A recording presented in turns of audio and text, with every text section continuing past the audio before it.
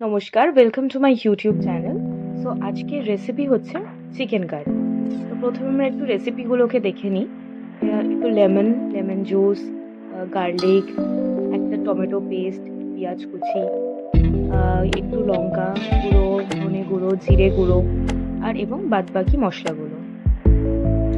প্রথমে আমরা যেটা দেখলাম সেটা ছিল টক দই, দেন চিকেন। তো প্রথমে আমরা একটা মিক্সার বাটিতে কিছু রসুন কুচি দিয়ে দিলাম, দেন কিছু লঙ্কা কুচি, তারপরে অ্যাড করলাম একটা হাফ কাটা টমেটো, দেন কিছু পেঁয়াজ কুচি।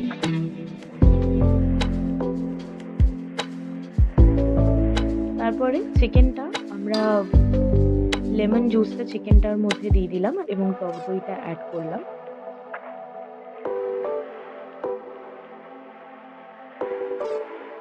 এবারে প্রত্যেকটা একটা একটা করে পেস্ট, আদা রসুনের পেস্ট, হলুদ, লঙ্কা গুঁড়ো, জিরে গুঁড়ো, কাশ্মীরি লঙ্কা গুঁড়ো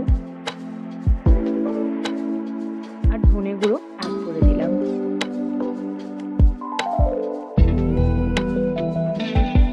দেন আবার আমরা একটু লেমন জুস দিলাম। দেওয়ার পর ভালো করে চিকেনটাকে একটু মিশিয়ে নেবো মশলাগুলোর সাথে, যাতে চিকেনের মধ্যে মশলাগুলো প্রপারলি ম্যারিনেট হয়ে যায়।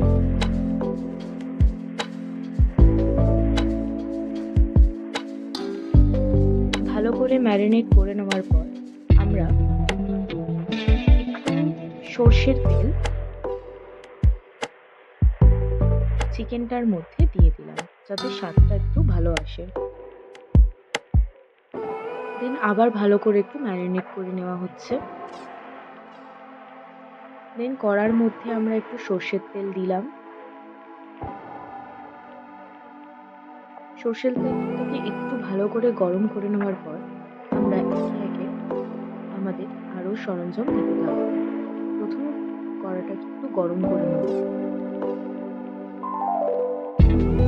তারপর একে একে এলাচ, দুটো এলাচ, দুটো লবঙ্গ, একটা দারচিনি তেলের মধ্যে দিয়ে দিলাম।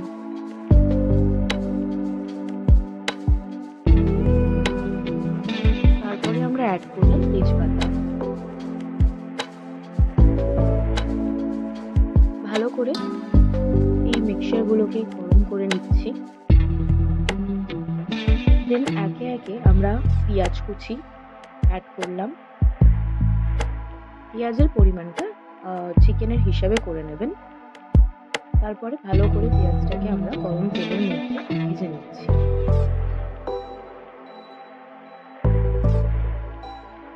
ভালো করে পেঁয়াজটাকে ভেজে নিতে হবে।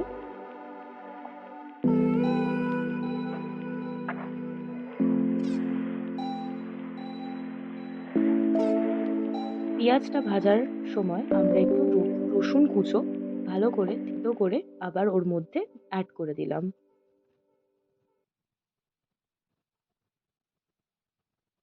দেন পেঁয়াজ আর রসুনটাকে একটু তেলের মধ্যে ভেজে নিচ্ছি।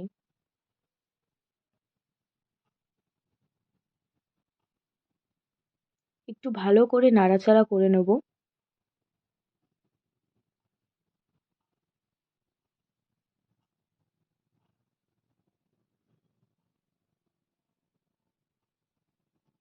ভালো করে তেলটা আর পেঁয়াজের যে মিক্সচারটা আমরা এখন অ্যাড করলাম সেটাকে একটু নেড়ে ছেড়ে নেব। যতক্ষণ না পেঁয়াজটা একটু লাল লাল হচ্ছে ততক্ষণ আমরা এটাকে ভাজতে থাকবো, একটু নাড়াবো।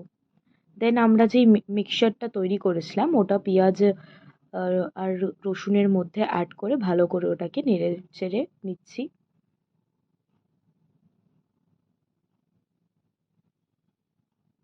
যাতে কোনো মশলার গন্ধটা না বেরোয়। হালকা লাল লাল হওয়ার পর আমরা এটাকে আর একটুখানি রেখে দিলাম। দেন আমরা একটু মশলাটা দিলাম, যেটা আমরা আগে দেখিয়েছিলাম। সেটা দেওয়ার পর আমরা একটু নাড়াচাড়া করে নিলাম।